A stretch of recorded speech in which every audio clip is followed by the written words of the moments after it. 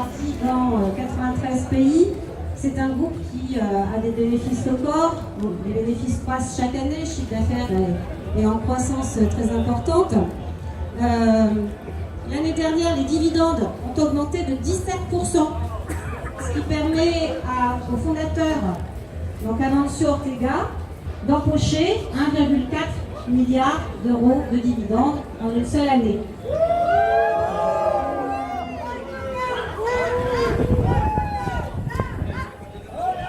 Et comment ça s'explique? Quel est le secret de Zara? C'est l'impunité. C'est l'impunité environnementale, c'est l'impunité sociale, c'est l'impunité fiscale. Donc l'impunité fiscale, elle s'explique par le fait que Zara, comme beaucoup de grandes multinationales, a une stratégie d'optimisation fiscale agressive.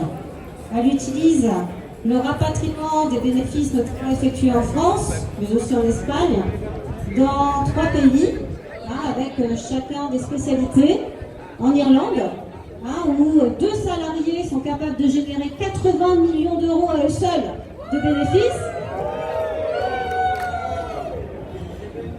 En Suisse, c'est la Suisse qui achète les produits bon marché aux différentes filiales du groupe Zara dans le monde et qui est chargée de revendre aux pays riches.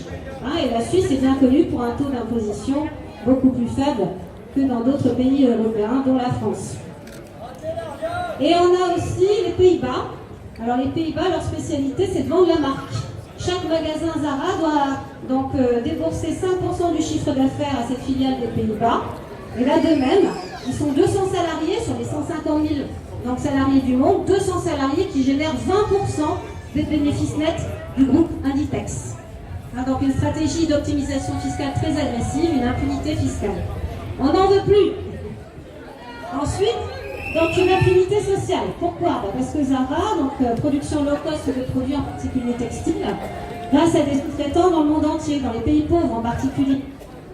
La sous-traitance, ça permet de ne pas rendre des comptes, d'avoir des structures opaques, de manquer de traçabilité.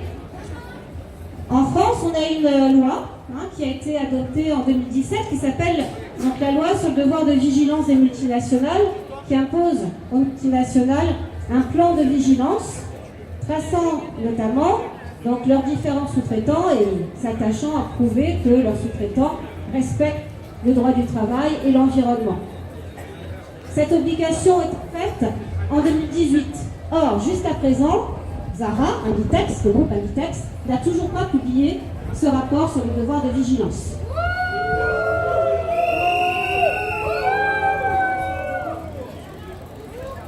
Et la sous-traitance, ça permet à des petites entreprises d'imposer des conditions de travail dramatiques aux salariés dans les pays les plus pauvres de la planète.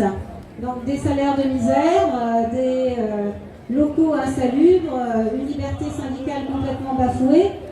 Et on a fêté récemment l'effondrement du Rana Plaza, qui a montré dans quelles conditions justement on fait travailler les travailleurs du textile au Bangladesh.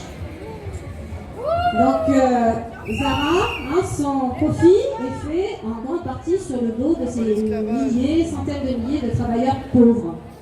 L'impunité sociale, on n'en veut plus.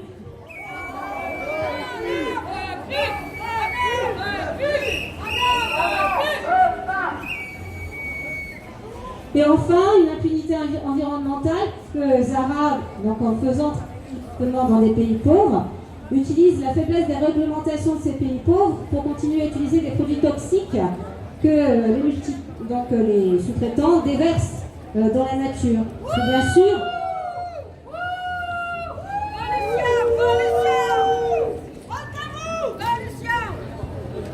et puis bien sûr, donc Zara, c'est absolument pas des chaînes de distribution courte, au contraire, puisque les produits viennent du Bangladesh, de Turquie, d'Amérique latine, etc. Donc ça contribue au commerce international qui contribue à participer au réchauffement climatique. L'impunité environnementale des multinationales, on n'en veut plus.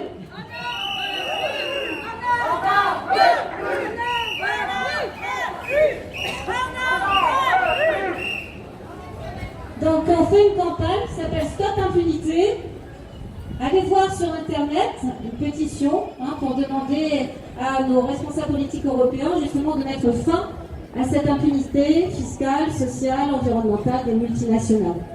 Stopimpunité.org, et c'est tout simple.